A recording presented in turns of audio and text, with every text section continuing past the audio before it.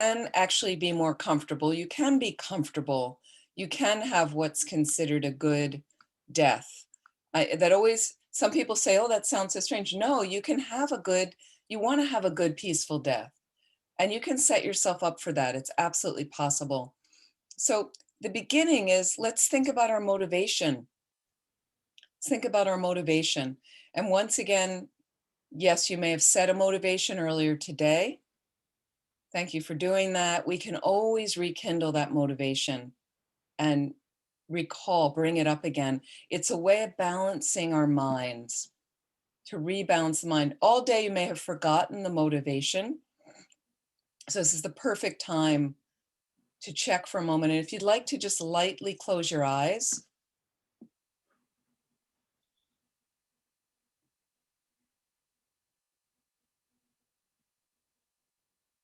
And I just want to bring you into a bit of our death meditation right now as we're beginning.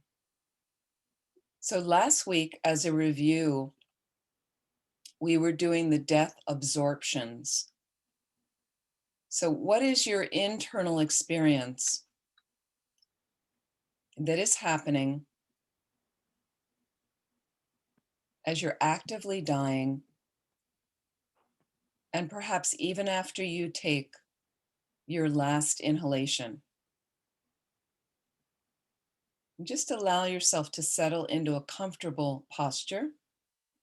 Again, making sure the spine is as extended as possible, head is slightly tipped forward, eyes are lightly closed. And take a minute to scan your body, checking if there's any tension you're holding. Just allow every deeper exhalation to release some of that tension.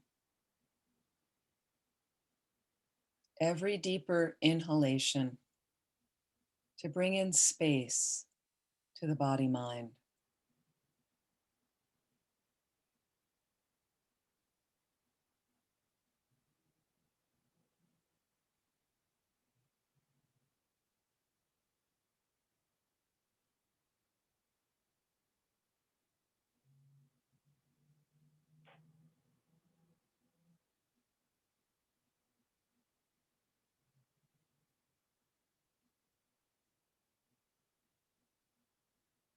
Allowing the mind to slowly settle on a normal, natural breath.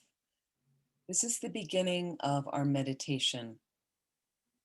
Is first you have to relax yourself. So important. It's such an important step we often skip. And then we wonder why it's hard to meditate.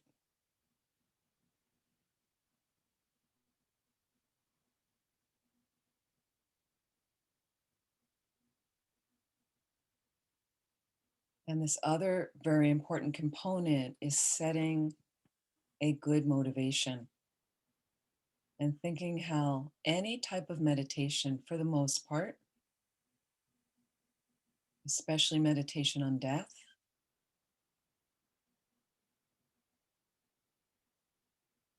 is so necessary for our preparing our mind for the death time.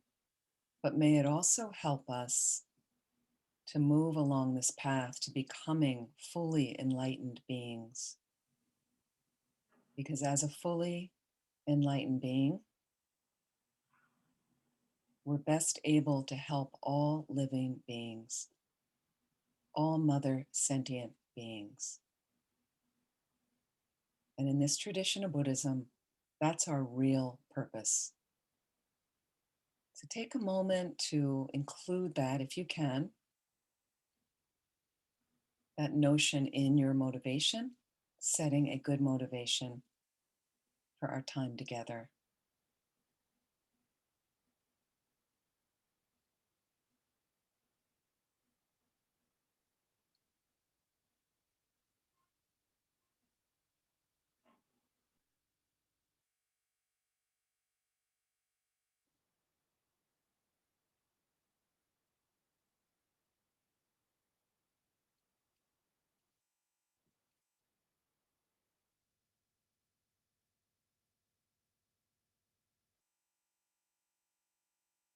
I just want you to reflect right now.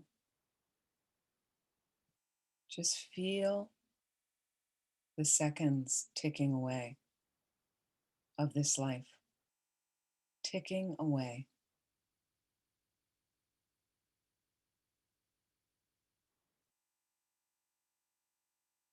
We're another end of March, closer to death, another spring, closer, another Tuesday evening or Tuesday afternoon, closer to death. You're another Dharma class, closer,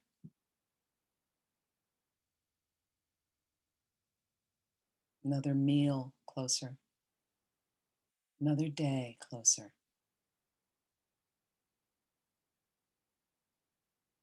another inhalation, closer, another exhalation. Get a sense, the ticking of the time passing, another moment passing, another moment passing.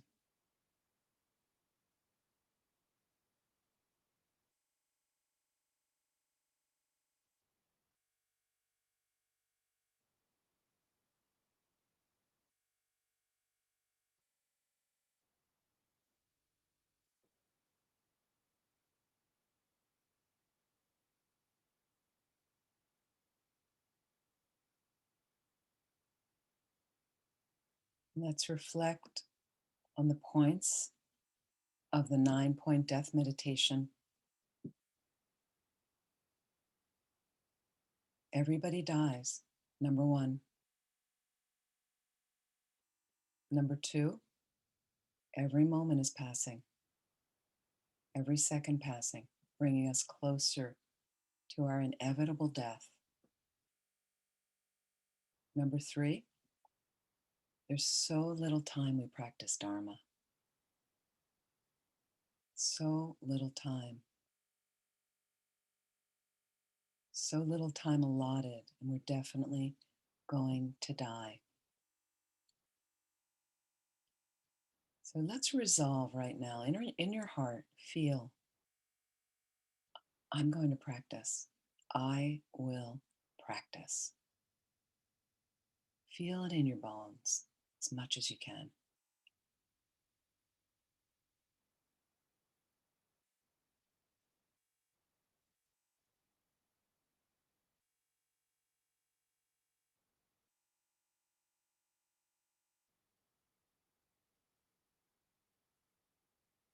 Point number 4 of the 9-point death meditation.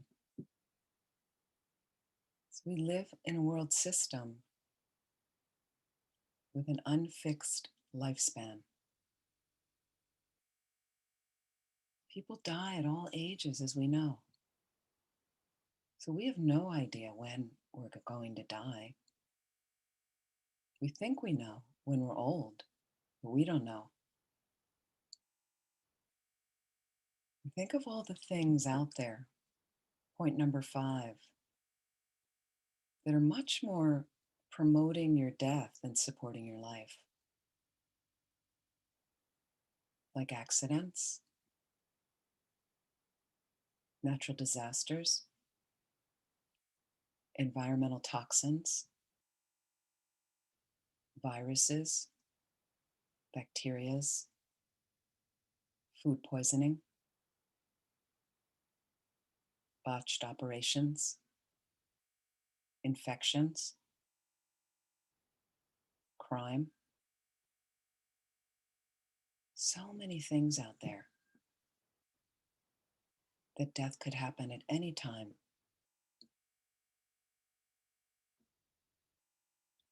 And point number 6, the body is very delicate, very fragile. So some minor injury, some minor infection, and suddenly we're fighting for our life.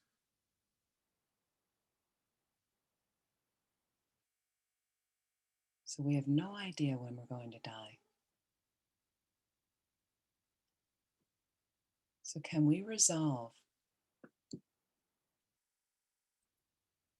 from these 3 points, I will practice, but I will practice now. I will practice now. Can you feel that in your heart and make that commitment to yourself?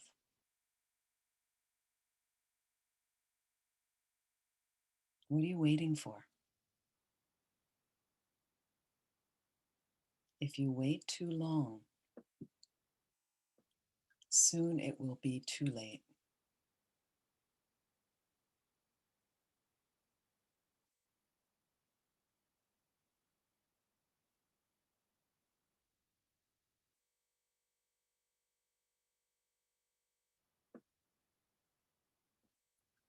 The last 3 points are related to what best serves you at the death time. What best serves you? What's most helpful? And these are easier points to realize. And generally, they are under a heading, under a root. The only thing that really benefits you at the death time is your Dharma practice, your spiritual practice.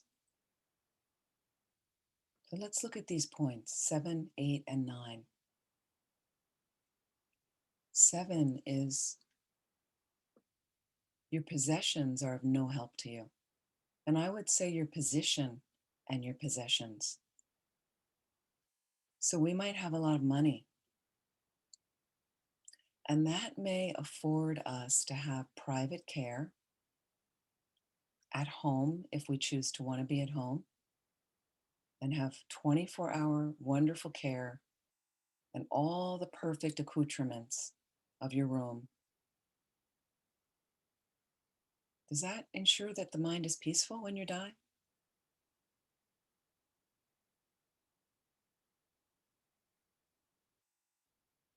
Think about it. I've been with people like that. Every perfect thing they have to make them more comfortable, but the mind is not happy. The mind is not peaceful. And I've met some people who have nothing, dying in a cave or hot India in a corner of a room, a simple, primitive room, no problem, no distress. So think about your possessions. Are you grasping onto them, holding on? Who's going to get that? I didn't tell so and so about that. Do you have too many things you never pared down, so that's on your mind when you're dying? The mess you've left for those after you? Your position, so your identity, grasping onto that?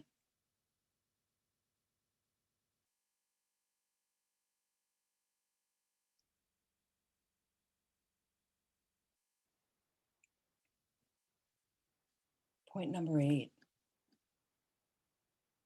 can be controversial for some people. Your friends and family, are they of any help to you at the death time? Certainly, if they know your spiritual practices and can gather around you to do the appropriate spiritual practices, perhaps advised by your teachers, that can be very helpful. But they can't experience the dying process with you. Even if you both die in a car accident together, your dying experience is yours alone, based on the karmic seeds in your mind. And think about realistically right now. How do you think your family and friends will show up as you're on your deathbed in your final days or moments? How do you think they'll be around you?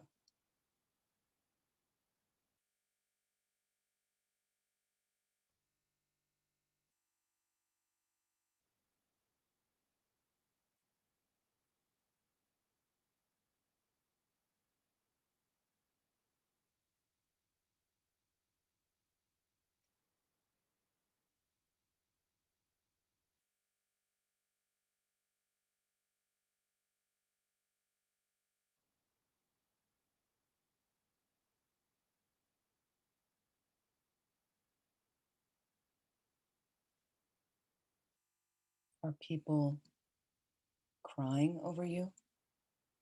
Or crying somewhere in the room you can hear? Are they whispering that's disturbing to your mind? You don't know what they're saying? Are they saying confusing things to you? Are they fighting over your things? Not offering the care that you have instructed them to?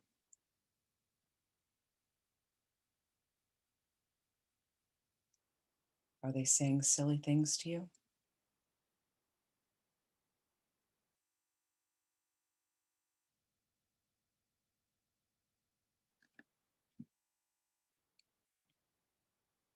Are they disturbing your meditation?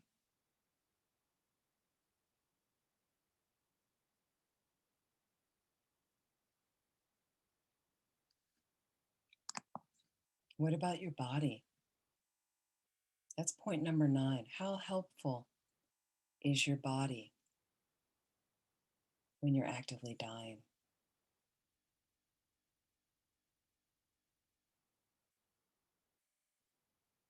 It's usually the body that the reason you're dying. So the body is usually of no help when you're dying. There can be pain, interruptions of people coming in to tend to your body. If you're very, very old, body's finishing. We're very attached often to our bodies. So as you lose control of your body, does fear arise in the mind and confusion instead of feeling like now you can fly free? Because you have the potential to get a healthy, young, new body? Do you ever think of that?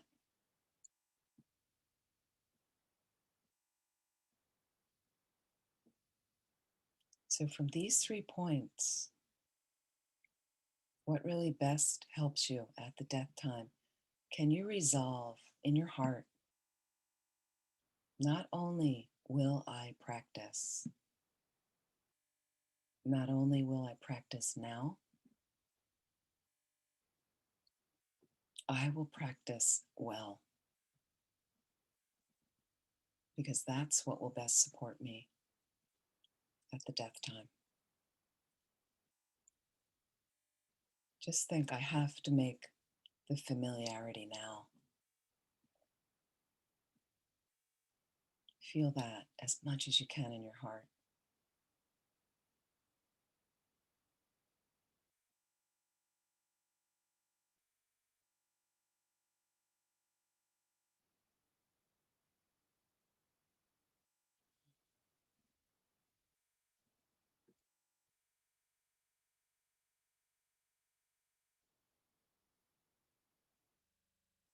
Please relax. And when you're ready, slowly open your eyes and just notice the bubbles that arise in your mind from this meditation.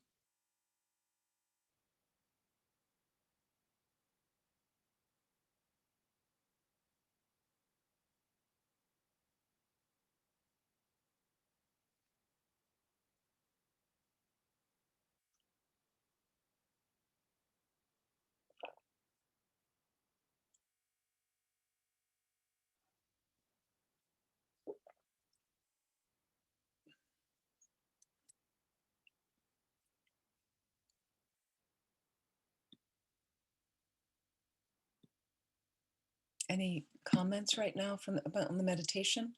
Any questions?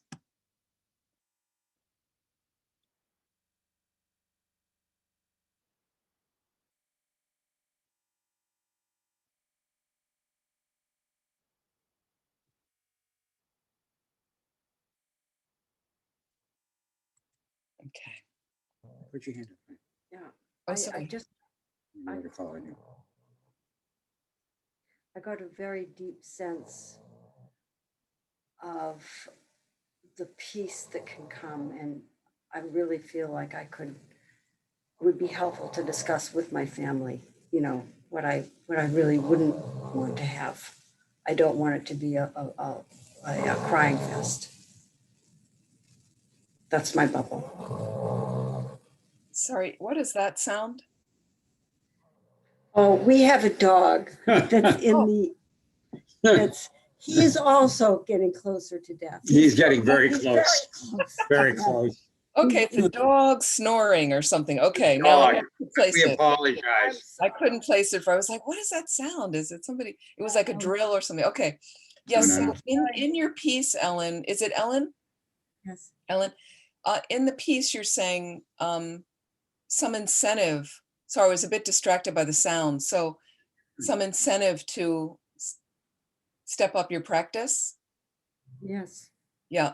So that's what these meditations, and these meditations again they're designed not to just be done one time. The more you do them, then it's a motivator. It's not to be morbid, but a byproduct of some regular death meditation is sometimes you do get a little bit low and depressed. That's actually a healthy byproduct of death meditation. However, not too much, because we're really using it to motivate our practice.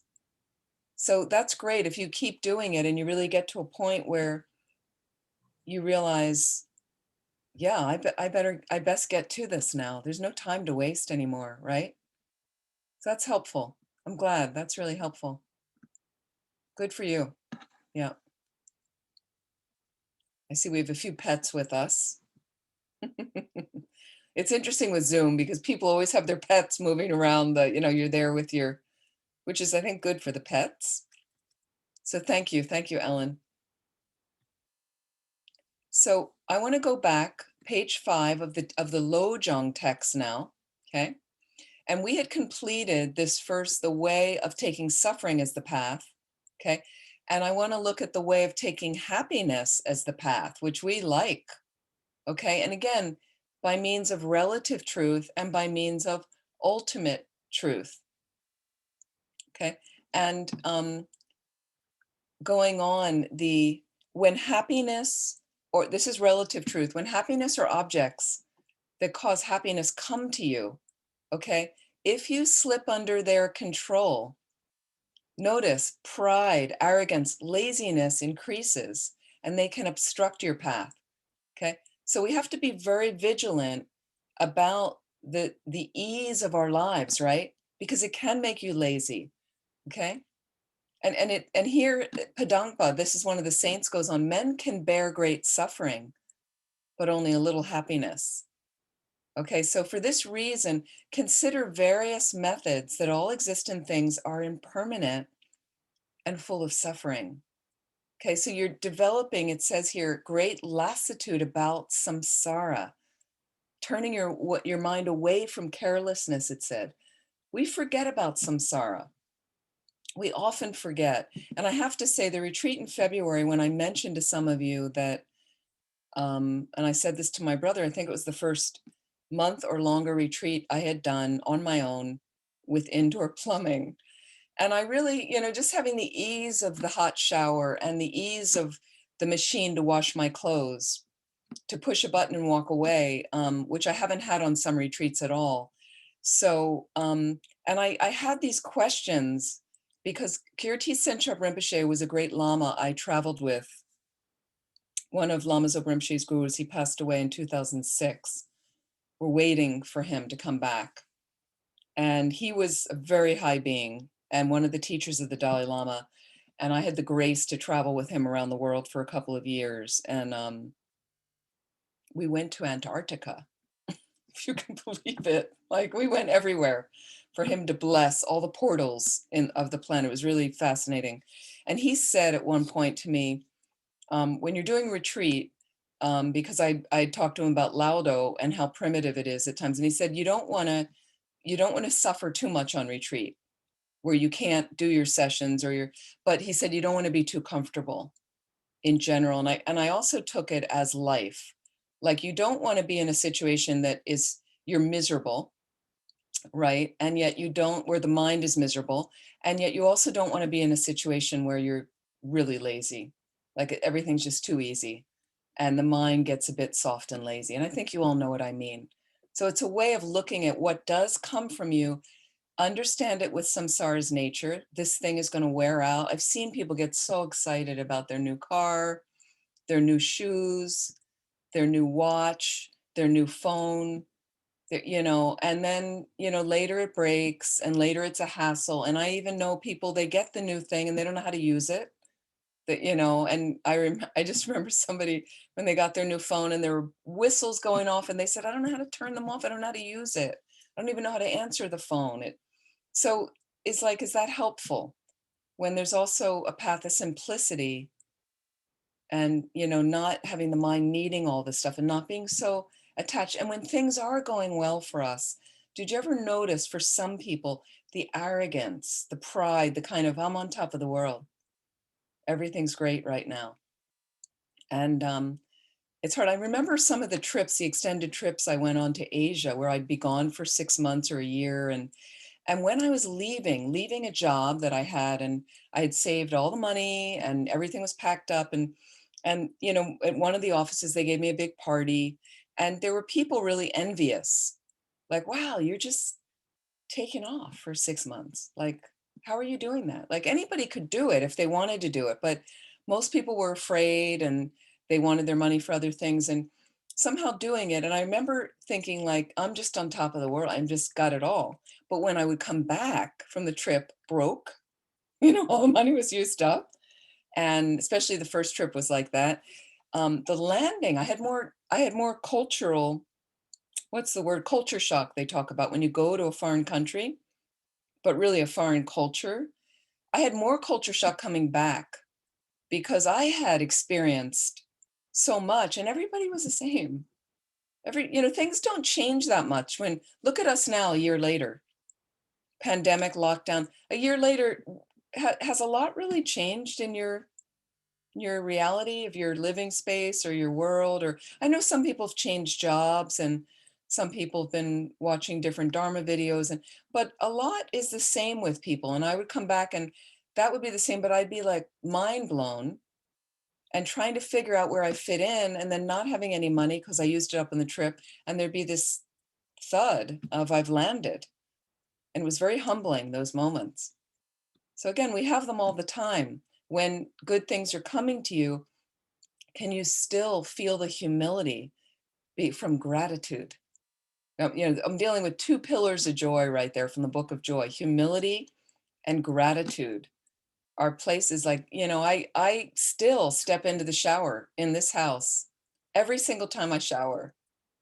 It doesn't go away where that hot water comes out with ease. And I'm like, thank you, thank you, thank you. I thank my parents. I thank my teacher. I just think like, I just so love it. And so can we do that with a lot of things in our world of how you can heat food on the stove so simply? But I mean, sometimes it's so, and just appreciate all that we have. So again, reflect, it says in the text, the wealth and happiness that the world affords are insignificant and they can be connected with many harmful things. So even though some of it has value, Buddha said, this is the top of page 6, for a person whose freedom is impaired by suffering, it's very difficult to attain enlightenment, but it'll be very easy for a person to achieve enlightenment if he's happy. Okay, so think, it's my great fortune to practice the Dharma in happiness. Okay, now whatever circumstances, I'm converting this happiness into the Dharma. Okay, so I'm using all the good circumstances in my life for something really worthwhile, for your Dharma practice, to advance your mind into ultimate peace and happiness, right? Why? For the goodness of others, to help all living beings, really, truly. But you have to help yourself along the way. Absolutely. To help yourself along the way within reason, with balance, like that. So again, the happiness, because of this, from the Dharma, the happiness will arise continuously. So should train Dharma and happiness to become the support of one another. So if there's a happy moment, how can I practice Dharma with this? How can I use this in the Dharma? It's not just separate, having the ice cream cone, a separate entity. I love ice cream, my attachment to ice cream. Oh, the cone is finishing. Oh, it was so delicious. I want another cone. No, it's like, I'm enjoying this ice cream cone. I'm enjoying this pizza. I'm enjoying this nice music. And actually, it's helping me relax so that I will have more energy to practice Dharma today for the benefit of all living beings, to help me get enlightened for the benefit of all living beings. Then enjoy your ice cream cone. Enjoy your lovely walk, your music, but with that motivation always there, not kind of a separate thing. Oh, now I'm at Shanti Deva Center. Now I'm here at the teaching, so I'll be virtuous and good. You want it to be with you all day, that all that happiness is there, but it means Dharma practice for me. It means Dharma practice for me. Okay. So otherwise, what happens, as it says in the text, like boiling water in a wooden pot, in the end, it will become whatever it was before. You should achieve the essential by applying whatever happiness arises to the Dharma. Okay. Even if you're happy, if you don't recognize it, okay, it doesn't become an instrument of Dharma practice. Okay. And there's people really that, and people like this, right? They have every positive thing. There's some people I know, like, just they have incredible good fortune, and then they're miserable. They don't appreciate any of it. They don't see. They just want more and more stuff and more this, and and they can never fold it into the Dharma, or some of them don't even have a spiritual practice. It just becomes an external, amassing material stuff, and everything's external, grabbing the next holiday and the next house that they need and the next this and like that. So the antidote to hopes, the antidote to hope for other additional happiness, you should apply the appropriate method and should possess the ambrosia of contentment with whatever you have. Contentment's a great word in spiritual practice. Contentment. Okay. It's not complacence and it's not resignation, like giving up. Contentment. It's really that, again, that deep inner happiness where you know and you feel you are in sync with your life's path. I think most of you know what I'm talking about. You have some wish. I'd like to have a meditation practice, and you're finding a way to that meditation practice on a consistent basis. And it's lighting you up and it's bringing you some deeper joy and some lighter joy, and from that you're feeling like, well, I wanted in the pandemic to get this meditation practice going, and I'm kind of doing it. It doesn't have to be perfect.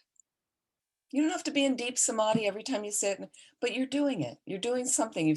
I know some people during the pandemic, they said, I think I want to try some DB courses, Discovering Buddhism, that Shantideva offers with wonderful Gus, right? And other centers offer. And they've been kind of dancing around and they kind of dabbled in this program. And they said, no, I think I want to get into the modules, and they've been doing them.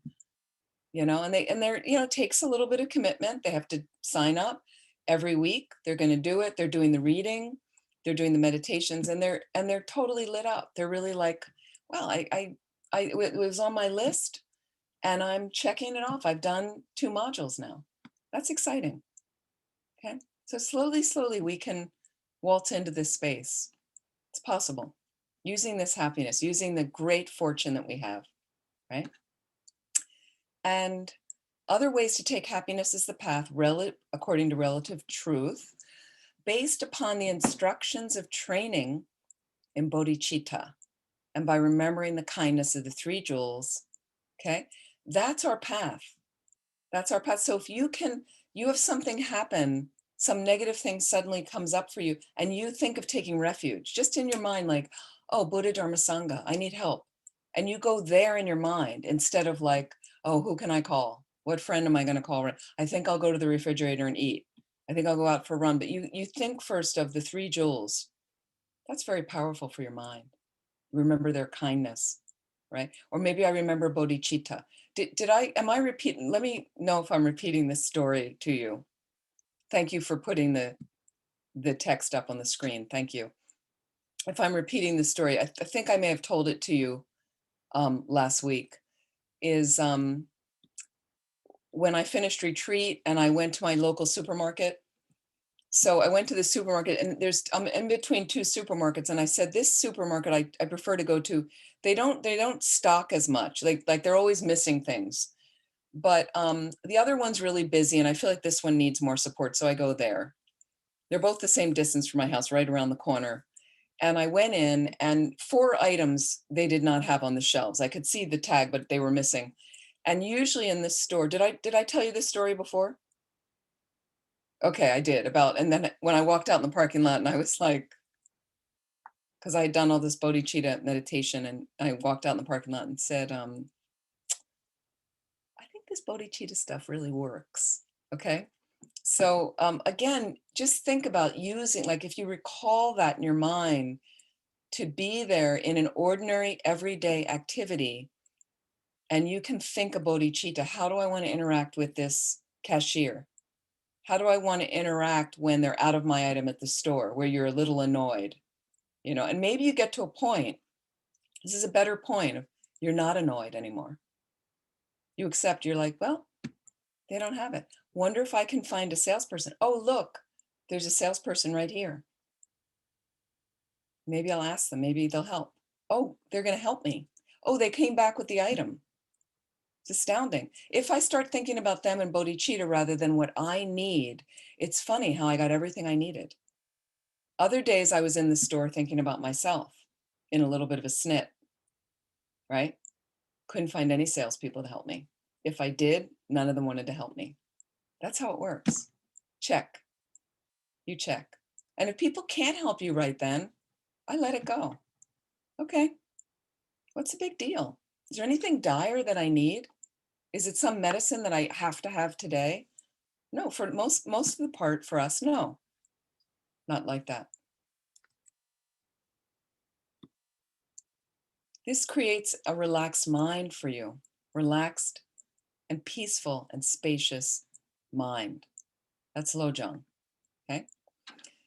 And continuing on with the text again, as in accepting suffering as the path, in the case of happiness also, you should alternate the practices of purification and accumulation of merit in a solitary place.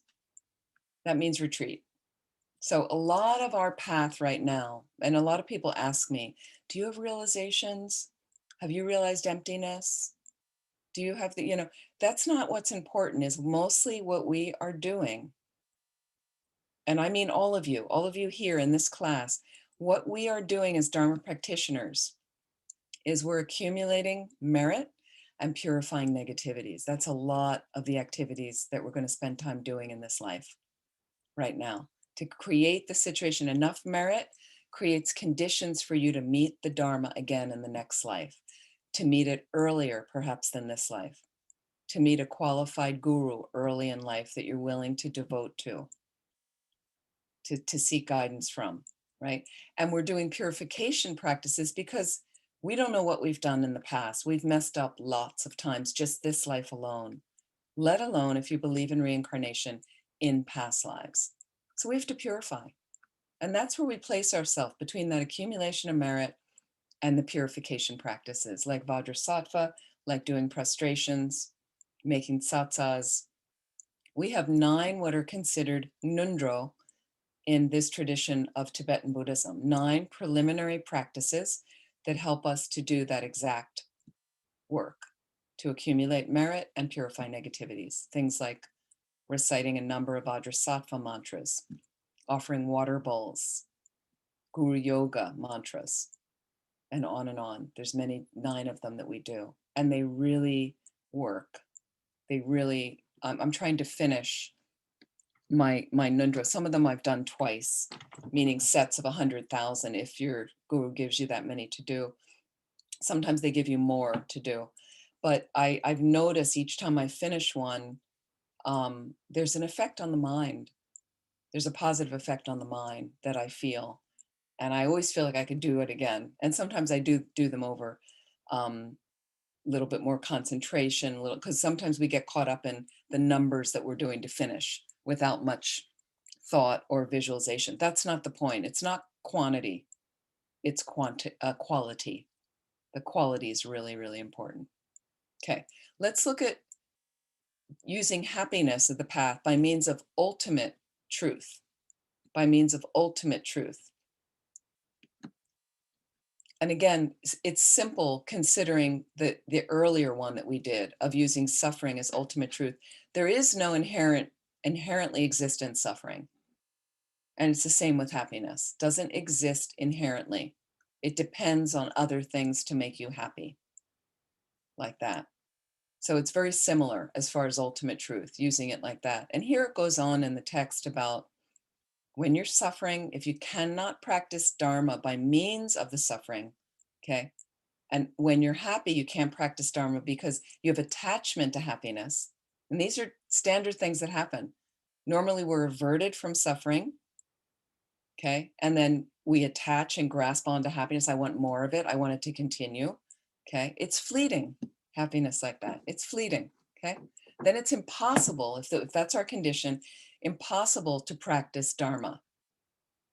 Okay, so if you practice Dharma, it's so essential, he's saying, to understand how we get whacked by suffering and happiness, okay? And how they molt, I'd say, into the 8 worldly dharmas. 8 worldly dharmas. Again, pain, there are 2 combinations of things, 4 pairs, pain and pleasure, gain and loss, praise and blame, fame and dishonor.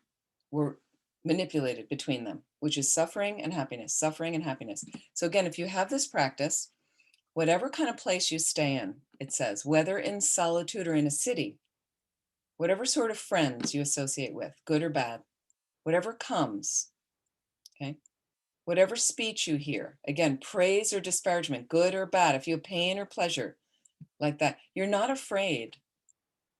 You're not afraid that it's going to harm you, okay? And this is called, here it says, lion-like yoga. Think of the lion, the king of the jungle. You're strong against the the manipulation of those extremes, those 8 worldly dharmas manipulating you. Whatever you do, your mind will be happy and relaxed. It says your nature will be pure and ultimately accomplished. And even if physically you're living in an impure land, your mind will enjoy splendor of unimaginable bliss. That's where you, with serious lojong, think of unimaginable bliss you can experience, whatever comes, like that. And they talk about the goldsmiths purifying gold by melting it, rinsing it with water, makes it flexible. The mind can be made flexible. Okay. We can do that with lojong. We can do that with getting, and it prepares us for death. Okay. Again, taking suffering as a path, you use that as a purification technique. You cleanse the mind. Okay. And then you can easily attain, it says, the extraordinary samadhi that makes one's mind and body capable of accomplishing whatever you wish. He goes on to say, I understand this alone to be important for the method of perfecting moral discipline, the root of virtues.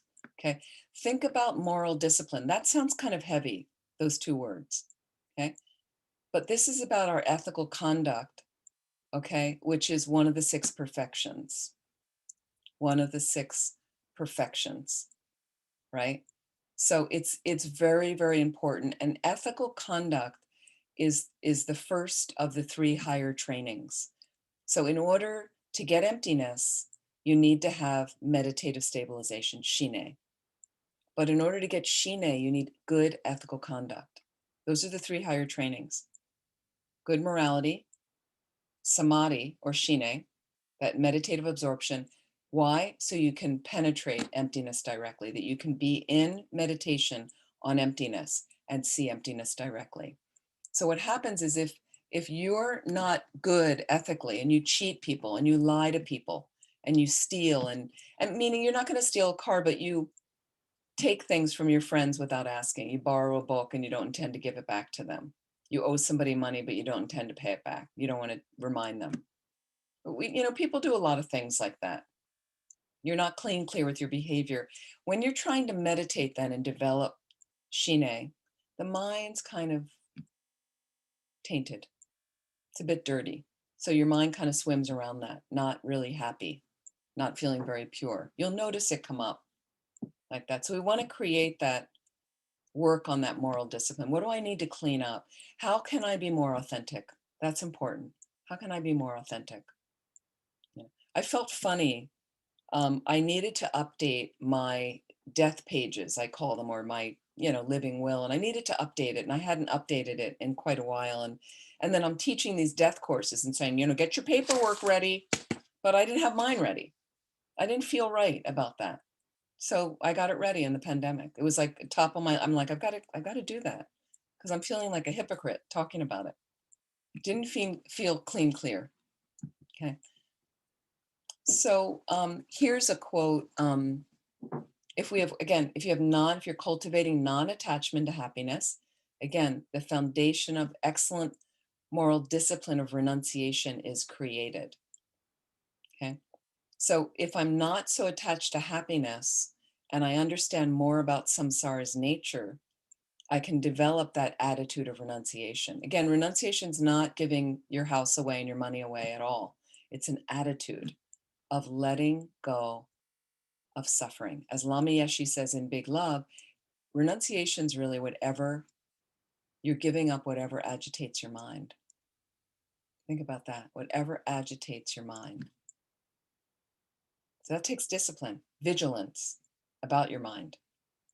Okay? And letting go of that attachment and grasping to certain happiness like that has the mind glomming on often to things that make it suffer more. Okay. And then it goes on, an absence of fear of suffering perfects moral discipline. Okay. So I'm not afraid when the suffering comes because I understand that samsara's nature and it helps me purify. So that fear isn't always there. Like, what if this happens? What if that happens? What if, like that. And then it goes on, giving is the basis of morality and patience is the cleanser of morality. Again, these are all the 6 perfections. These are all, giving is the first perfection. Patience is the third. And ethical conduct is the second, is in between those. So they're all wedged together, How do I develop is having that generous attitude,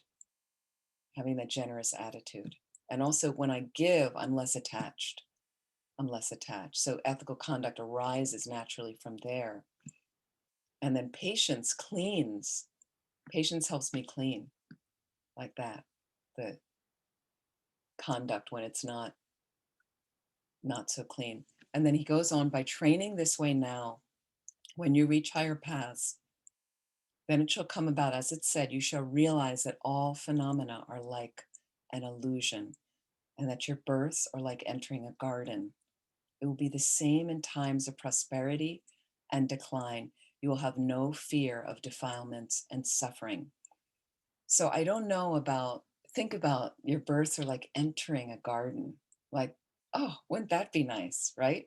And I just think about, and many of you are familiar with this in the pandemic, we've gone through this really unusual year.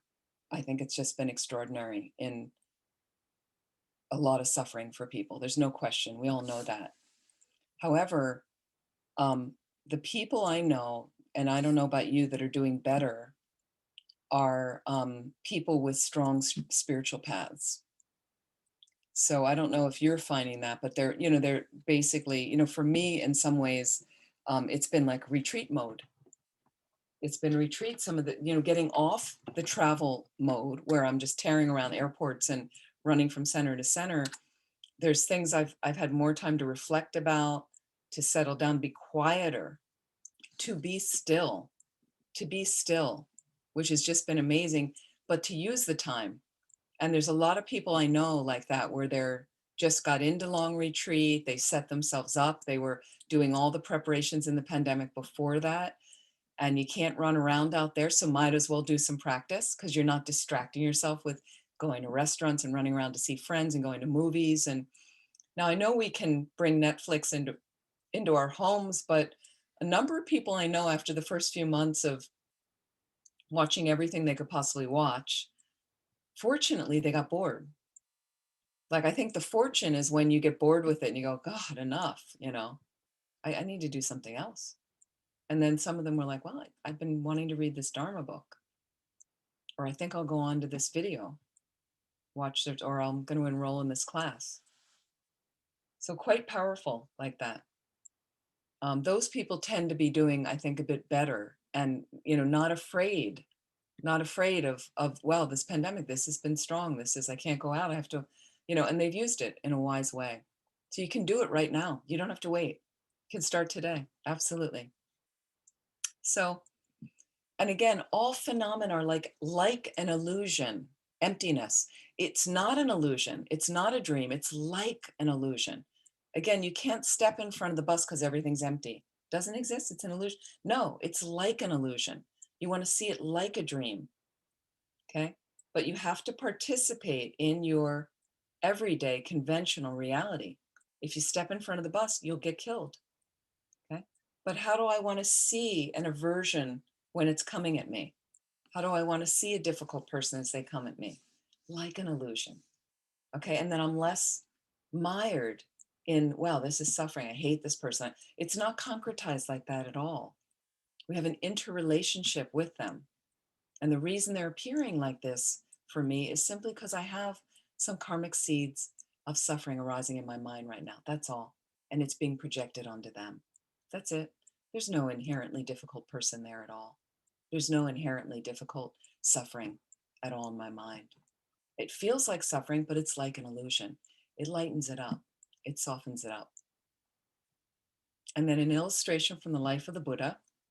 Before attaining enlightenment, he renounced the Chakravartin's rulership as if it were grass and dwelt by the Narajara River, with no concern for the harshness of the austerities he was practicing. He basically gave up his kingdom and went off to search that there has to be an end of the suffering. He saw the suffering. He saw an old person, he saw a dead person, he saw a sick person. He couldn't bear it. And because of that, he thought there has to be an end to this. There has to be what went through incredible austerities, starving himself, eating like one rice grain a day, thinking the lavishes of the kingdom wasn't cutting it. So maybe the other extreme, but both extremes weren't doing it. You have to find the middle way, the balance. How can you practice in your everyday life? How can you practice in a wise, consistent, realistic way? You can. Right now, you can, okay? Without giving up your whole life. You can be married, you can have children, you can have a full-time job, like that. I did a lot of Nundra with a full-time job. Most of my Nundra were done like that. Occasionally, if I wanted to do deeper retreat, I took a break from the job. I was able to construct my life that way. But some of them, I got up in the morning, I did a session, I went to work, came home at night, I did a session as much as I could. Sometimes just one session a day. Counted a little bit of whatever the mantra was that day. That was it. Took me a while, and then I finished one. Then I went on to another Nundra. It's possible to do some practices or retreat like that. And then after he attained enlightenment, the chiefs of men and gods, the Buddha, okay, up to the highest realms, the chiefs of men and gods placed the Buddha's feet on the crowns of their heads and offered him respect and service for all the needs of comfort. On the other hand, the Brahmin Bharadvaja abused him with 100 scoldings. A Brahmin's daughter slandered him with accusations of sexual misconduct. He ate rotten horse fodder for 3 months, okay, and so on. But he remained, the Buddha, without any alterations of mind, high or low, unshaken by the wind. Okay, this indicates you should make no distinctions between sufferings and happiness in order to act for the benefit of sentient beings. It's a beautiful text. Just this very special, simple text as well, in a way. And then it goes on, the colophon. It's appropriate for this doctrine to be taught by those who like the Jowo Kadampas and who have a history of not crying when there is suffering and of having great repentance when there is happiness. If a man like me teaches it, I am afraid of the contempt of my own tongue, but with the aim of myself achieving the habit of equal taste in different circumstances, I, the old beggar Tempejimnima, have written this at the forest of many birds. And this is added from Lama Zopa Rinpoche from Transforming Problems, Using Suffering to Train in Guru Devotion. Rinpoche says, when a problem happens, think, this is the blessing of the Guru, purifying my mind, purifying me by finishing my negative karma and training my mind in Mahayana thought transformation, Lojong, in order to achieve enlightenment for the sake of all sentient beings. So this is giving me the opportunity to develop my mind. How about that? It's really lovely, isn't it? When you really think about it. And if you have the proper guru, it's really beautiful that to think of, we just see suffering, we cringe. I don't want this. I don't want this. But the thing is, everything technically comes from the guru. Dharmakaya, the truth body of the Buddha, okay, is really, in a sense, the absolute guru. So when you have tantric empowerment and things, you can study a bit more about what that is, but it's really the wisdom that pervades everything. And it's from that wisdom that everything comes. So in a sense, you could say everything comes from absolute guru, which we're trying to develop that inner voice in us. It's in us, in our Buddha nature. What happens is we are just obscured from that a lot due to our delusions, due to things that need to be purified in our mind. That's all. But it's nice to think at some point, wow, this is really the Guru's blessing. This is really a blessing to see it like that. Okay. Any questions right now about anything from the text? Anything I was just reading, talking about?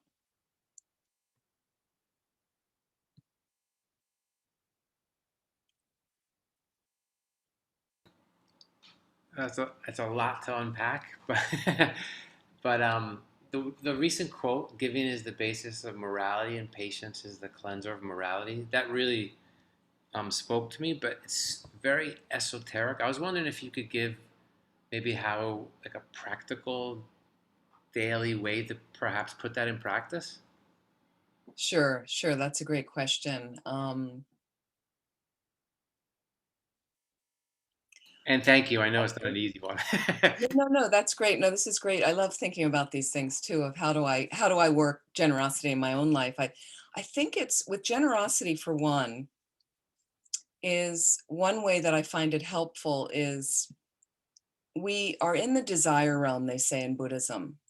And part of that nature is I want, I need, I have to have this. And we're driven that way. And if you're subject to the internet, YouTube videos, commercial TV, radio, there's advertisements. And especially when they're visual for a lot of people, you in a sense really, and I'll use this word that sometimes scares people, but we're brainwashed by it. It goes over and over and over. And I just spent a little time with some people the other night, and they watch a lot of TV. So, they're talking about this commercial and that, and how, and I could see, you see how it influences you. I see how it influences my own mind, and I don't watch much TV, but just seeing a movie or something, I just see what goes in. So if you start and that feeling, you want to have this, and you go to the store and you want that, and then you see that, but you didn't go into the store for that. Yesterday I had to do my shopping for socks meditation. And I sometimes teach this when people have grasping, especially at Christmas time, like our shopping meditation. And what happened is I needed socks. This was just a thing, every sock I pull out of the drawer has holes in it, and I've been fixing them, and and I just went, maybe you should buy some socks. It's okay. It's not expensive, right? So I just went to this easy store near me, figuring, great, it's a cheap store, great. I'll just get a big pack of socks. And it's always hard to find maroon socks. Please don't send me any socks. I'm not saying this for you to send socks. I don't need socks. But for women, they never sell maroon socks, rarely, because men have all these nice colors, and for women it's like black and white, and then, you know, phosphorescent green. I don't, you know, they just don't have maroon socks for women. It's seen as a masculine color. Maybe in the fall they have them sometimes. Okay, so I go, I'm not expecting, but I go into the store and I walk into the store, and there's right away something right in the front of this little mini department store that grabs my attention. Of course, that's why it's there. Like I didn't have the thought of this thing in my mind in the morning, nothing. But I see a little bubble go out, like, oh, look at that. Like, I don't need it. I don't need it at all. And then right away, fortunately, out of training, I said to myself, remember socks. Your goal today is socks, only socks. It's the only thing you really need. You don't need anything else. So go find the socks. Let's just beeline to the socks.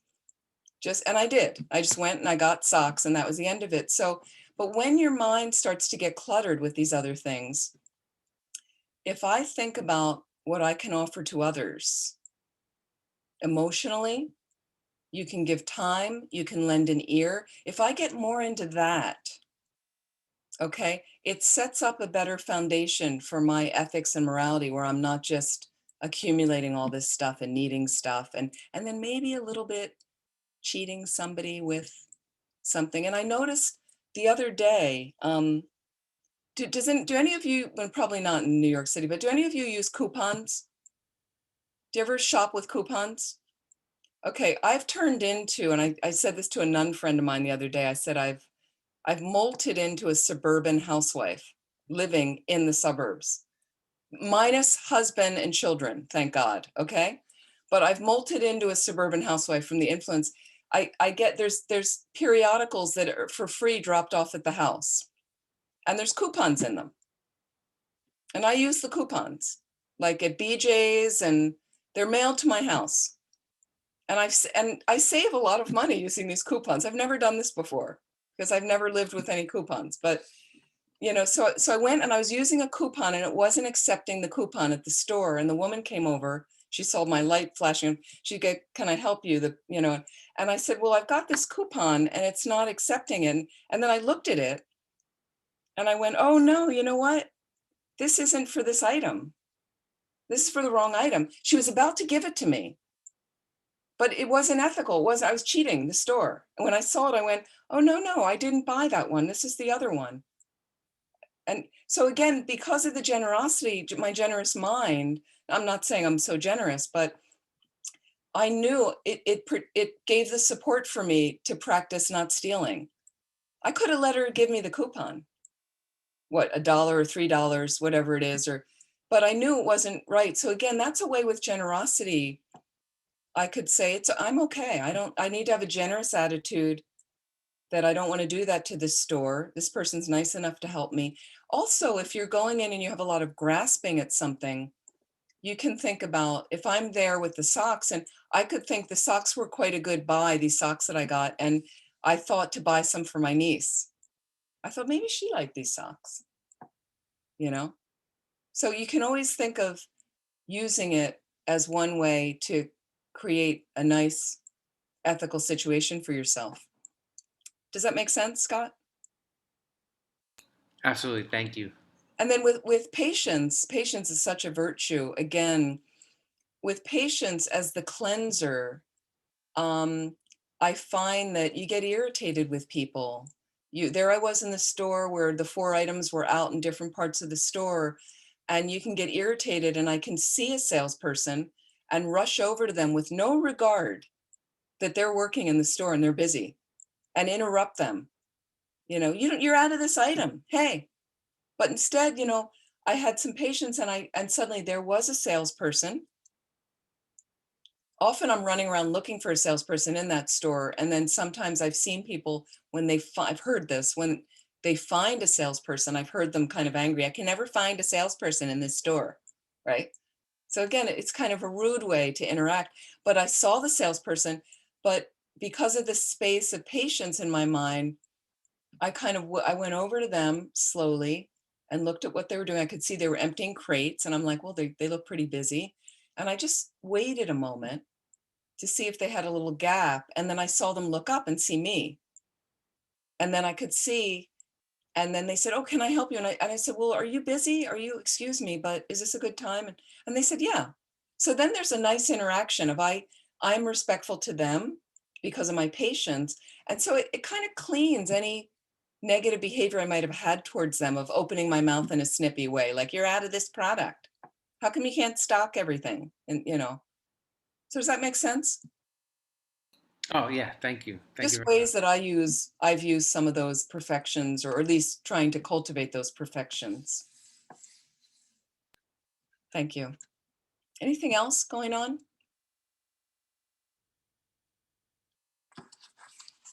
Okay, let me talk about, in our remaining time,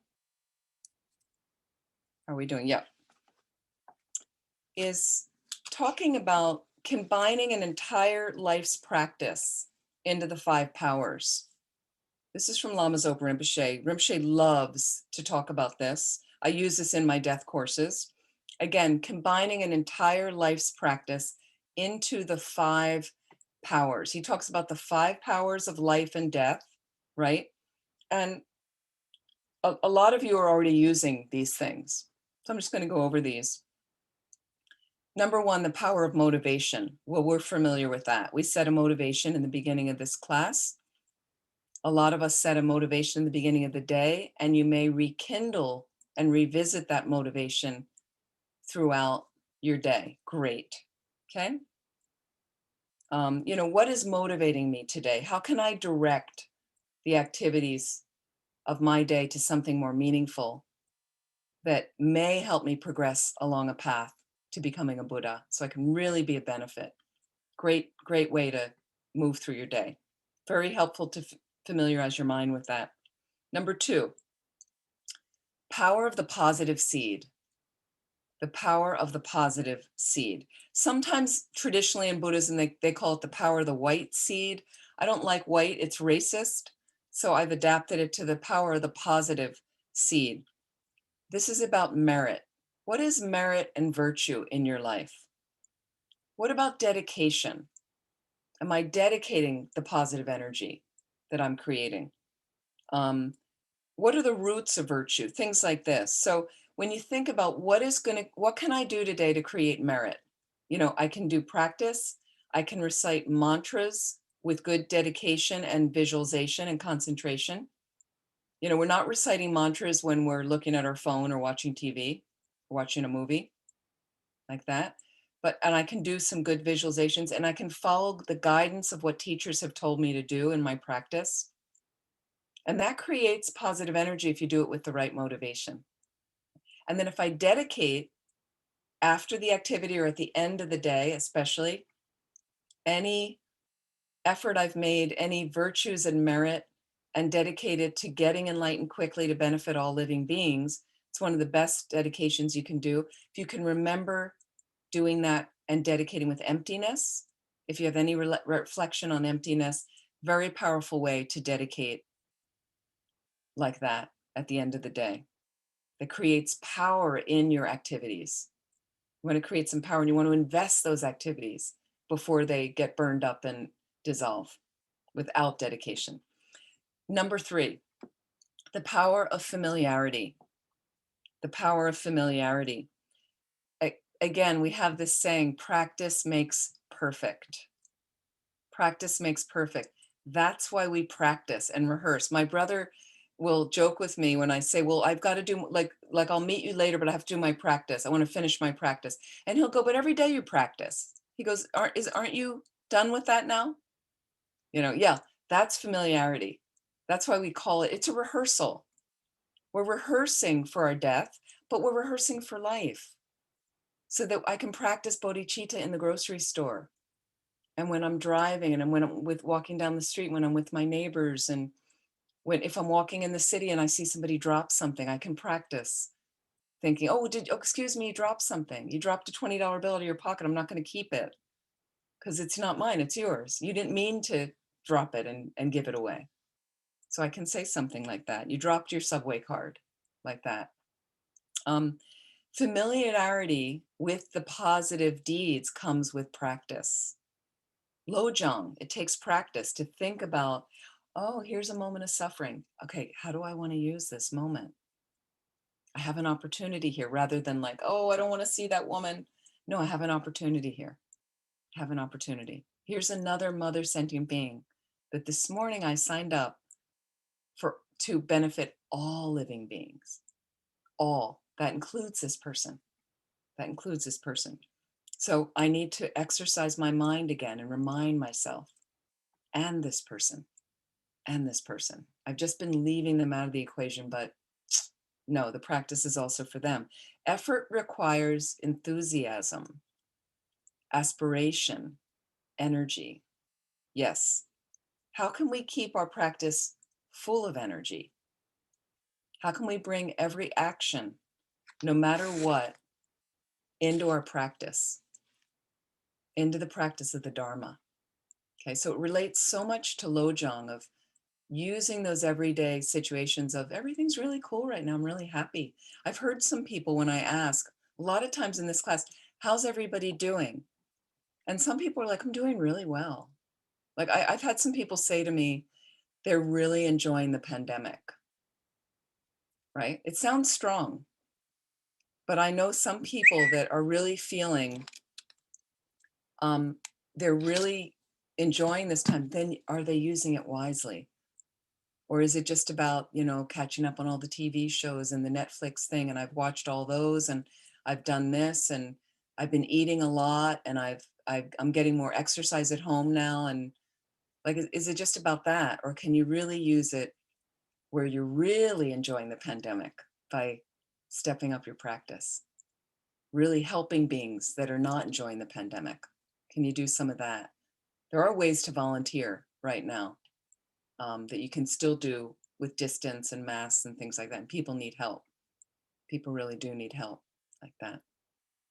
And how can I energize my practice more?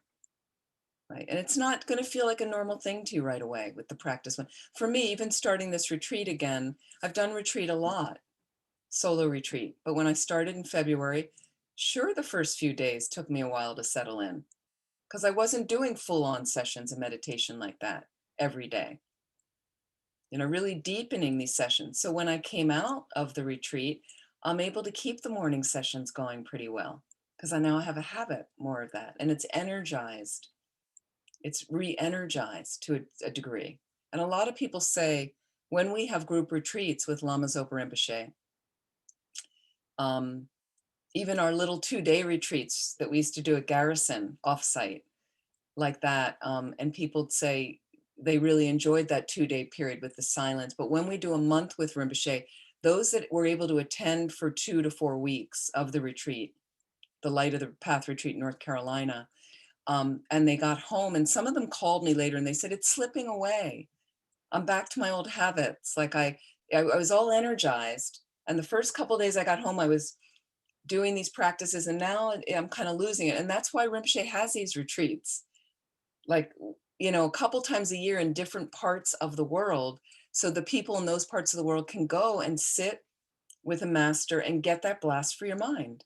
And that's why it's important to do retreats like that every year. It's really important. Okay. Number 4, the power of the antidote. What does that mean? This is when a delusion arises, again, from the famous 8 verses of mind training, one of the famous Lojong texts.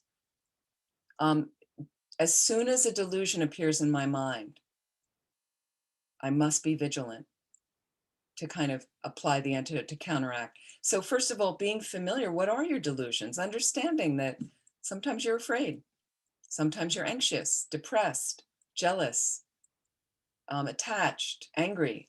We all have those things.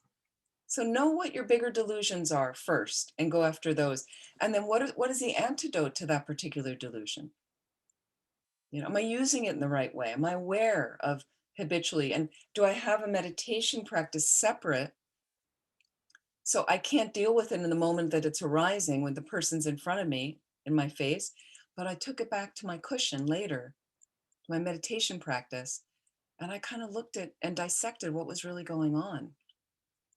And now I know what I need to apply more and more when I'm with that person. I understand now and I'm just going to keep practicing that. First on my cushion, and putting them in front of me. And then I'm going to keep trying to use it. And when I'm with, I'm going to be very careful and very careful about my mind. And as a result, my speech and my activities. That's how we protect ourselves. Okay. And then how can I cultivate in this step more mindfulness and awareness? Okay. Remembering the antidotes, what they are, more introspection, more meditation, private meditation time, because that helps layer me and helps make that antidote more accessible for me. I'm reminding myself of it again and again in my meditation session. Now I come out, I'm in front of the person. And now I remember kindness. That's right, kindness first. Not just what I want, kindness. Thinking about them for a moment. Suddenly it gets automatically accessed like that. Number 5, the power of prayer. This is about our dedications.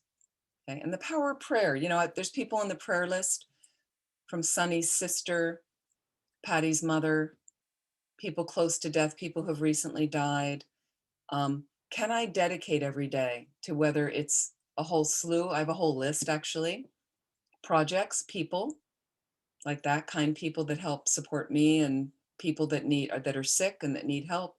And then dedicating all of my activities, all the merit, all the good activities I've done to their well-being and to my path, accelerating my path, being fulfilled, attained like that, over and over, dedication, and really praying the power of prayer.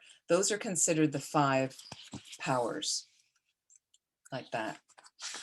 So let me talk about and I'll take some more questions too if you have. Okay, some more practicalities about the death process. One thing is, are you ready paper-wise? Okay. This is the 5 wishes. This is just simply one document. And you don't need this exact document, but it's easily available online for free. You can order these online, whatever, from many hospices. And you can make your own. What I did is I took from this document and I put it into the computer and I made it into my own words and what I wanted and my own distinct things. There are 5 wishes. Like your healthcare directive, the person I want to make care decisions for me when I can't, the kind of medical treatment I want or don't want, how comfortable I want to be, how I want people to treat me, and what I want my loved ones to know. Okay. And they have many, and the nice thing about the 5 wishes is it gives you all kinds of examples of what to say, specific things of what you want and don't want, things about life support, things about if in all the conditions, if I have permanent and severe brain damage, not expected to recover, and it has things you can check. I want life support. I don't want life support. If it's been started, I want it stopped. I want to have life support. Here's an option. If my doctor thinks it's a good idea. Or you can even put, if my guru thinks it's a good idea, like that. Be very specific, right? Put it, so everything's in here, that detailed of if I'm in a coma, not expected to recover, and other conditions. What I want my loved ones to know, for instance, you're not sure what to say to them. There's a whole list of things it lists here. You don't like something, don't include it in your list, cross it out. And then it has lines for you to add your own wishes, your own things that you want to say. And then what I have on the side attached to this, and this is a legal document, you get it notarized. If you have a lawyer or notary, you take it in, there's witnesses that have to sign it. It's a legal document. And then what I have on the side is my Dharma will. So basically an additional couple of pages, all my practices. And then I have the practices copied, hard copy. They're also in my computer. They're on memory sticks with me chanting them, how I like them chanted. So that's all been given to one person right now with all the phone numbers. It's also in my brother's safety deposit box, the same exact identical replica. So there's basically 3 people that have access, that have been designated. They've accepted the responsibility. They're the executors. They're the power of attorney, all those. So the legal power of attorney has all been signed, done. It's all notarized. It's a legal document, and all those exact replicas. And then what I have is for the Dharma will. These are not Buddhists. These people right around me, it's family members, but they have the phone numbers and emails of the 4 people that are to be called. And they actually have the phone number of the first person who's going to call the other 3. So that way it gets disseminated quickly, where they're not trying to catch up and they're busy. They call one person, or they can call three or 4 people, and those people have agreed they'll fly in. So if they can't all fly in, maybe one of them will fly in. Most probably I'll get one of them to come if I need help, I need assistance, and they're aware and they have all the practices and all the stuff will be handed off to them. Here's what she wanted. Here's the memory stick. I downloaded it into the computer, and they don't even need to do anything. They can just plug me in and it's all set. So if they don't want to do practices, but there's also instructions for them to contact several of my lamas with phone numbers and email addresses, to contact them right away so that they can get guidance on what's best to do for me. But if they can't reach anybody, it's all on the memory stick. There's a copy of the memory stick because memory sticks fail, and they know where it is on my computer, and the passwords are right here on this wall, but hidden. So they know where the passwords are. If they need it, there's a password for my phone. There's a password for the computer. If it changes, they don't need to know the new password. They just know where to look on the wall, and it's going to be there under this one document, and they'll have access, and there come up all the Dharma things, the top of the list, like that. So for me, it's a relief for my mind. It's done. I can always update it. I move to another place, I can make it legal in that state, but most of it is done. And I just feel like, okay, great, now easy. So get your paperwork together. There's also what I want done with my body. And I have some things if it's possible. So, I'd like to be cremated, my ashes scattered in certain places if it's possible. I don't want to make it difficult for people. So it's really, if it's possible, I'm asking for things that are quite possible. So that way I don't want a big stress for people where they couldn't do this, they feel guilty. It's all actually pretty easily accessible for them to manage, and the simplest, easiest, cheapest way, like that. So the next thing in the death process is how to help. And there's a few things I'll say also about, and I know we don't have a lot of time, but organ donation in our tradition, in any Buddhist tradition, it's a personal decision. Organ donation, it's really up to you. If you're a great meditator, you may opt not to donate organs. And the reason is, as you know, they need to take the organs right away. So your subtle consciousness may not have left the body. It may interrupt the process. Your mind will leave the body eventually. But for great meditators that might want to really stay in meditation for a while longer, it may disturb that space of mind for you to meditate on emptiness, to experience the clear light like that. You may choose not to, but it's an individual decision. If you feel so wholeheartedly that many people can benefit from your organs, from your body, and you really have this wish to give like that, I think it could be very beneficial. It really depends on your motivation. Buddhists don't euthanize. And somebody just asked me a question today about an animal. I really myself, again, it's a personal decision. Regarding people, normally as Dharma practitioners, we would check with their teacher. And I've heard Rinpoche say different things based on what he knows of that person's mind. Like, I believe Rinpoche is highly realized, clairvoyant. So one student that was dying of colon cancer, he said to keep them on life support as long as possible. That was his advice to the family when they asked Rinpoche. Like, Rinpoche doesn't foist his advice on people. It's only when the family comes and asks him, then he'll mention, and then it's best to follow the advice. Another person who was an old man dying, heart failure, and Rinpoche said, bring the whole family here, if you can get everybody here. And then once they're here, it's okay to turn off the ventilator. And they did, and he lasted 24 more hours, and then he passed away peacefully. That was the instruction. So again, it can be different. With animals, it's hard to take care, especially if you have a large animal. like that. But we've done all kinds of practices for animals. We put them in boxes. We've wheeled them in little wagons around a stupa if we could, or carried them around if it was a cat in a box, usually in a box so that I'm not touching the body so much to disturb them. There's ways you can stimulate the crown of the head, or pull on the hairs or the fur at the top of the head to have the consciousness leave from an upper opening in the body. We've read text to them, prayers to them, mantras. Some people have a continually playing mantra on some kind of a recording that they play for the animal, make them peaceful. And I've gotten painkillers and sleeping pills for animals that I have cut into smaller pieces, like they could be for adults, for humans, just to alleviate their distress so that they can peacefully sleep. It doesn't kill them, but just so they can take the pain away and they can sleep until they pass away naturally.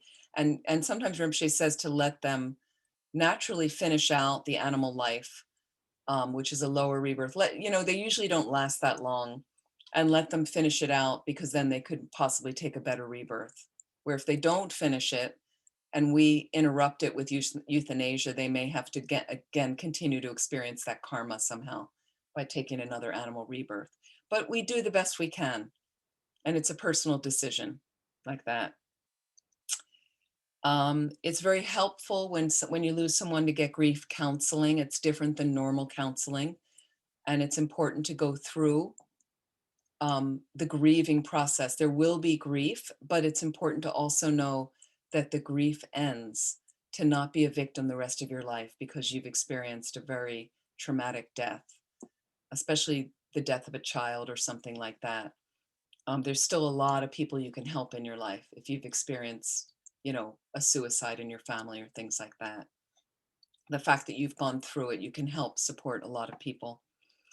So there's a lot more of that I can mention, but we're running out of time. So I just want to mention, when you are helping others who are dying, how to help, how to be of help. It's very tricky. There's no set formula. Every death is different. Every death is different. People want different things. They want different things at different times as they get closer to death. So I find what's helpful is not handing out advice when I show up. I'm not there to give advice. I'm there to be with them. Depending, I've done emotional support counseling for hospices, and I've done practical things with prayers for people like that. So I'm not there to hand out advice. I'm not going to foist my religion on them if they're Christian. I've done counseling for Christians, and I usually try to find out from a family if they want me to come in. Does this person have any belief system? What might it be? They might not believe in anything. That's okay. I'm not going to suddenly start talking about Jesus to some, I'm not going to talk about the Buddha if they want a Christian shrine set up. That's fine. The other thing is to see the ordinariness of death. This man, Peter Kay, who passed away in Vermont of pancreatic cancer, in the beginning, when he knew it was there's nothing they could do, his wife said to me at one point, I called her at one point, and I said, well, how's it going? And she said, well, he kind of thought it was going to be faster. And everything was just the same in his life. He was experiencing the same energy level. He wasn't having any pain, not a lot of discomfort. And he, it was kind of just like everyday life. You didn't expect. My father had no pain with cancer till the very end, no pain at all. We were like, shouldn't he be having some pain? No, his good fortune. He was just there with us and slowly just kind of faded away. But he was there, very lucid, right till like the last day, basically. Okay. It's very helpful if you're close to the person dying, expressing friendship in the face of death, and how much the person's meant to you. It doesn't have to be overly emotional, but finding an appropriate time to express your gratitude and just how much you enjoy them, how much you care about them. It can be very nice. Communicating honestly, though, is always really helpful. Being authentic. When we get nervous and we're not sure what to say, that's when we say the silly things. So sometimes silence is okay. I don't really have anything to say. I'm just going to be here. You just sit there with somebody. Then maybe it gives them space to suddenly they want to talk about how they're feeling. like that. If I'm chattering away out of my nervousness all the time, they can't, they don't feel comfortable to say what's going on. Sometimes we have to talk simply to people. They're confused. They get a little confused and kind of spaced out in the end. So it's very simple. One of our friends who passed away at the hospice, the one-bed hospice at Land of Medicine Buddha in California, you know, she got confused at one point. It's very common. She forgot she was dying. Okay, she woke up and she's very confused and agitated. And two of us were there by the bedside. And she looked up and kind of grabbed one of my friend's hand, and she said, "What?" She couldn't move very well, you know. And she said, "What's happening? I can't move. What's happening?" Very fearful. And my friend had been a hospice nurse for years, very calmly, she said, "You're dying. Remember, you're dying." But very calm, just matter of fact. And then my friend kind of oriented herself. She remembered, and then she was like, "Oh, that's right. That's right. I forgot. I forgot for a minute what was happening." Okay, that's all that was happening. Just needed a little reminder where she was. So it helps that we're not freaking out. They can be freaking out. I'm not freaking out. My tone is quiet, slowly talking, just being there, showing up. The family may be in utter chaos around you. You can bring the calm. You can bring the ground under their feet. You know, you can, with your slower talking, calmer tone, can calm people down a lot, can calm people down. Okay. It can be hard to deal with pain and suffering, watching a loved one suffer tremendously, watching them, perhaps this is hard, maybe they're appearing to not have a good death to you. I've seen people with convulsions at the end, whatever, you know, sometimes it's like that. We hope not, but sometimes it's like that. I just see it as a deeper level of purification, right? I'll be there. I mentioned the AIDS patient. Sometimes I mention this. I was with this guy 2 years until he passed away of AIDS in the old days when it was just horrible in the 80s in San Francisco. And in the end, it was just, you know, what people's bodies go through. And he had so much pain. And one day I showed up for my time, and there's his lover answered the door and said, you know, "Rick's in a lot of pain," and just ran out the door. "I'm out of here. Like, you're here, I'm gone." And I could hear him screaming in the back in his room, screaming. So I, you know, the last thing you want to do is walk into it. I went into his room. I said, "Is it okay if I come in?" He would nod, but he was screaming, holding this IV next to him, sitting on the edge of the bed. He couldn't get comfortable. And I didn't know what to do, clammy, quite freaked out. And I just said to him, "Would it be okay if I just sat down next to you?" And he went like this. And I said, "Is it okay if I just put my hand on your back?" And then we stayed there like that for 45 minutes. My heart was racing. It's the first time I ever had to do anything like that with somebody's pain. We just stayed there for 45 minutes because everything's impermanent. That means pain. And the pain changed. His meds were not kicking in. Whatever happened, it changed. It started to subside. I could slowly get him back into bed, slowly, and we just sat there for 45 minutes. Nobody said anything, and he just screamed. But once you can do that, it's easier for me to now do it again, to be there with somebody's pain and just be there. You don't have to, you're not going to fix it. You don't have to say anything. The other time is sometimes you need to allow the chaos and death. You know, you're in a hospital room, they come in, the chest x-ray. Now they're going to come in and they want to do this. Now they want to turn the person. Now they want to take the thing. Now they have to do the vitals. Now they're going to change the morphine. And you're like, this is so not peaceful. But they do what they do. And then suddenly everybody will clear out of the room. And there you are. So sometimes it's like that, or the person starts calling out or doing things. Sometimes it's, you know. So the last thing I'll leave it with, can we maintain a sense of humor? Can be helpful at the appropriate time, the appropriate times. I remember Rick, the guy that died of AIDS. I turned up one day and he got a coughing jag. and he went in the bathroom and he really was coughing. I mean, it was really frightening and it sounded awful, and he went in there and it really, and I finally was like, Rick, and he started to, I could hear it calm down a little. And I said, are you okay? Are you okay? And he leaned his head out of the bathroom, and he always had a great sense of humor. And he leaned his head out of the bathroom and he said, no, I have AIDS. Right? So the sense of humor was helpful at the appropriate times when we could laugh like that. And he knew he could say that to me. He kind of barked out at me like, hey, what do you think you think I'm okay? So then sometimes it's okay with the right person if they have a sense of humor. I think they appreciate it. My friend, I love this story. A dear friend of mine, he lost his brother, one of the early AIDS patients who died in like 81. His brother was a very funny man in New York who was a theater critic.